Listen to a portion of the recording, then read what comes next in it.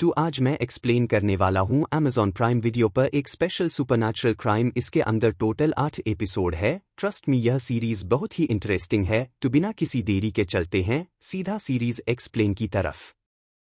तो एपिसोड 1 की शुरुआत में हम देखते हैं आरजू नाम की एक बंगाली एक्ट्रेस को, जो कि नॉर्थ ईस्ट में घूमने के लिए आई हुई थी अपने टूर गाइड और ड्राइवर के साथ में। खैर, अब वो लोग एक जगह पर रुकते हैं थोड़ा बहुत रेस्ट करने के लिए, लेकिन तभी वहां पर एक बूढ़ा व्यक्ति उन्हें आगे जाने से मना कर देता है, लेकिन वह उसको पागल समझकर आगे चले जाते हैं। जिसके बाद हम देव नाम के कैरेक्टर को देख पाते हैं, जो कि यही का लोकल है और जंगल के ही बने हुए केबिन में अपने भाई जो के साथ रहता है। देव को हम बो और एरो से प्रैक्टिस करते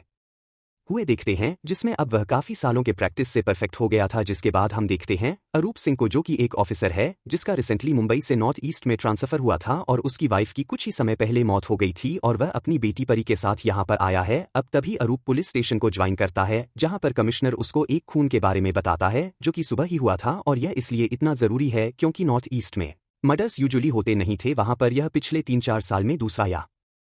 फिर तीसरा मर्डर था। अब अरूप मर्डर स्पॉट पर जाता है, जहां पर उसका जूनियर राणा और लिपिका केस समझाते हैं कि यहां पर एक एक्ट्रेस आरजू घूमने आई हुई थी, जिसके लोकल ड्राइवर ने उसे मारकर उसका सामान लूट लिया। लेकिन अरूप तुरंत ही इस थ्योरी को रद्द कर देता है, क्योंकि अगर ड्राइवर चोरी करता तो अपनी कार से भागता, उसे छोड़ता नहीं, और यह थ्योरी तभी वैलिडेट भी हो जाती है क्योंकि उन्हें आगे जाकर ड्राइवर की भी बॉडी मिल जाती है। खैर, तभी हम केबिन के अंदर जो को देखते हैं, जो कि अपने भाई देव से बात करते हुए बोलता है कि वह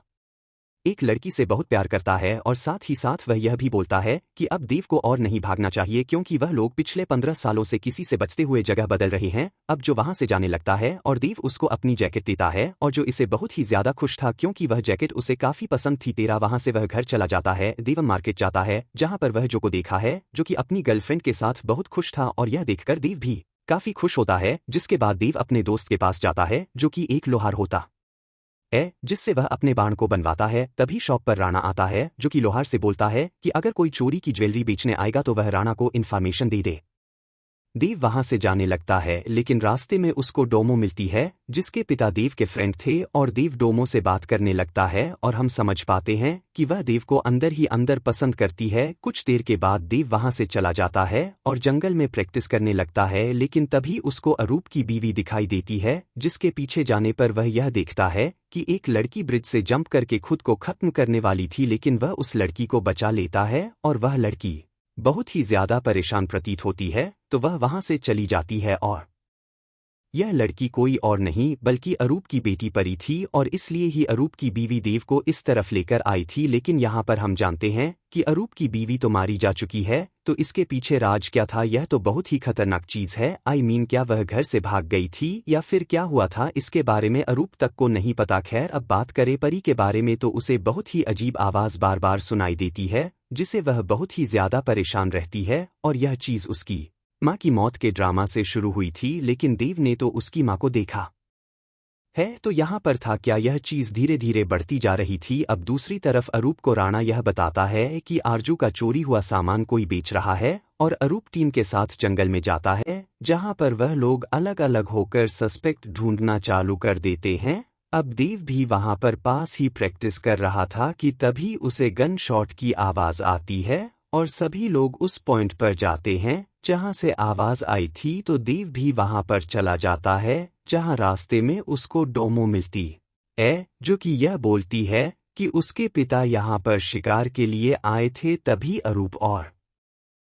लिपिका भी वहां पर राणा के पास आते हैं, और राणा यह बताता है कि 2 लोग यहां पर डॉलर्स गिन रहे थे, और पुलिस को देखकर उन लोगों ने उनके ऊपर तीर चलाने शुरू कर दिए। इसके बचाव में राणा को मजबूरी में उन दोनों को मारना पड़ा, और हम वहां पर लगे हुए तीर को भी नोटिस कर पाते हैं।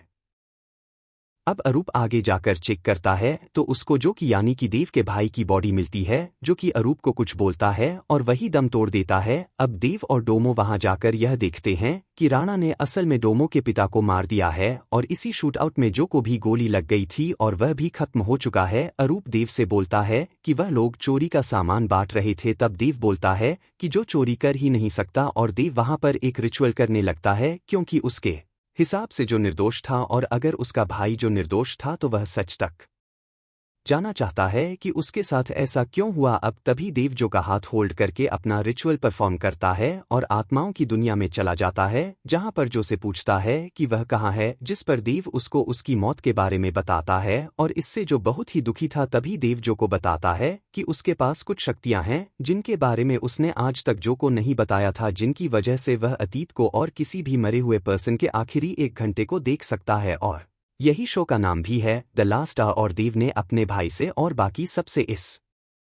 चीज को अब तक इसलिए छुपा कर रखा है क्योंकि उसकी पावर के पीछे यामाहा नाडू नाम का एक आदमी पड़ा हुआ है और इसी वजह से वह पिछले 15 साल से भाग रहा है, जगह को चेंज कर रहा है। खैर, तभी देव जो के हाथ को पढ़कर उसकी मौत की आखिरी घंटे को देखने लगता है कि वहां पर क्या क्या हुआ था, जिसके बाद आखिरी में वह अपने भाई जो की आत्मा को एक बोट के पास छोड़ देता है और यह बोट डेड को आफ्टर लाइफ में लेकर जाती है। अब देखो, इस रिचुअल के अंदर होता है यह है कि जो देव है वह किसी भी मरे हुए पर्सन का हाथ पकड़ता है, जिसके बाद असल दुनिया में उसकी बॉडी बेहोश हो जाती है, वहीं पर स्थिर हो जाती है और उसकी आत्मा जाती है सीधा आत्माओं की दुनिया में, जहां पर वह पिछले 1 घंटे को देख पाता है कि आखिर हुआ क्या था। खैर, रिचुअल के बाद देव राणा का स्केच ड्रॉ करके अरूप से बोलता है कि जो और डोमो के पिता को राणा ने धोखे से मारा है। तभी अरूप देव से यह बोलता है कि उसने यह सब चुप कर देखा होगा और वह कहानी बना रहा है और वह उसके साथी को फंसाना चाहता है। अरूप देव की बात पर बिल्कुल भरोसा नहीं करता, लेकिन देव अरूप को वह बात बोलता है जो कि जो ने अरूप को बोली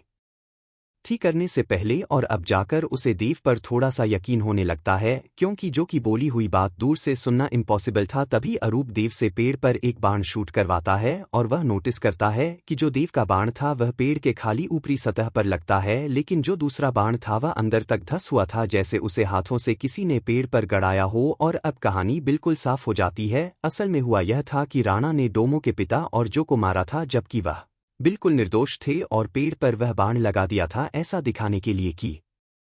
पहले उन दोनों ने राणा के ऊपर हमला किया। लेकिन तभी वहां पर राणा और उसका साथी आ जाता है जो कि अरूप को और देव को मारने ही वाले होते हैं, लेकिन देव राणा के हाथ पर बाण शूट करके अरूप को बचा लेता है और राणा और उसका साथी वही मर जाता है। देव को भी इसमें एक गोली लगती है, लेकिन वह बच गया था। अब तभी एपिसोड के अंत में हम आरजू को देख पाते हैं, यानी कि पास्ट की थोड़ी सी झलकी दिखाई जाती है कि उसके साथ हुआ क्या था। तो हम नोटिस करते हैं कि खाली उसका खून नहीं हुआ था, बल्कि उसके साथ गलत काम किया गया था और यह चीज एक फोन रिकॉर्डिंग में दिखाई देती है, जिसके साथ एपिसोड 1 खत्म हो जाता है। नेक्स्ट एपिसोड का लिंक डिस्क्रिप्शन में मेंशन है, जरूर देखें और चैनल को सब्सक्राइब करना ना भूलें।